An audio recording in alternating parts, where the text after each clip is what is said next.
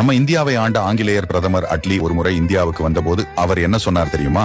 காந்தி மூலமாகத்தான் உங்களுக்கு சுதந்திரம் கிடைத்திருக்கிறது என்று நீங்கள் நினைத்துக் கொண்டிருக்கிறீர்கள். ஆனா அதெல்லாம் விட சுபாஷ் சந்திர போஸ் அப்படியே ஒரு ஆள் இல்லை என்றால் உங்க நாட்டுக்கு சுதந்திரம் கிடைத்திருக்க வாய்ப்பே இல்லை என்று சொல்லியிருக்கார். நம்ம நாட்டை ஆட்சி செஞ்ச வெள்ளைக்காரன் கூட இப்படி சொல்லும் அளவுக்கு அப்போது நடந்தது என்ன தெரியுமா? காந்தி அகிம்சை கொள்கையே சிறந்தது என்று சொல்ல வெள்ளைக்காரனும் தனக்கு சாதகமாக எடுத்துக்கொண்டு இங்கே சுதந்திரம் கொடுக்க அவன் கொஞ்சம் கூட அசைந்த மாதிரி தெரியவில்லை. ஆனா சுபாஷ் சந்திர போஸ் அவரோட கொள்கையில் பயங்கர ஸ்ட்ராங்கா இருந்தார். எந்த அளவுக்குன்னா சுபாஷ் சந்திர போஸ் ஒரே ஒரு விஷயத்தை மட்டும் இந்திய வீரர்களிடம் அடிக்கடி சொல்லிக் கொண்டே இருப்பாராம். நீங்க 12 லட்சம் இந்திய வீரர்கள் வெறும் 25,000 பிரிட்டிஷ் ஆபீசர்களுக்கு கீழ் வேலை பார்த்துக் கொண்டிருக்கிறீர்கள். நம்ம நினைத்தால் அவர்களை திருப்பி அடிக்க முடியாதா? இது நம்ம நாடு, நாம் தான் போராடி காப்பாற்றணும் என்று அவர் அந்நாளில் விதைத்த விதை 1945 சுபாஷ் சந்திர போஸ் இறந்த பிறகும் அவர் சொன்ன பேச்சை கேட்டு 12 லட்சம் இந்திய வீரர்களும் 25,000 பிரிட்டிஷ் ஆபீசர்களுக்கு எதிராக திரும்பினர். அது சுபாஷ் சந்திர போஸின் கொள்கையாச்சே.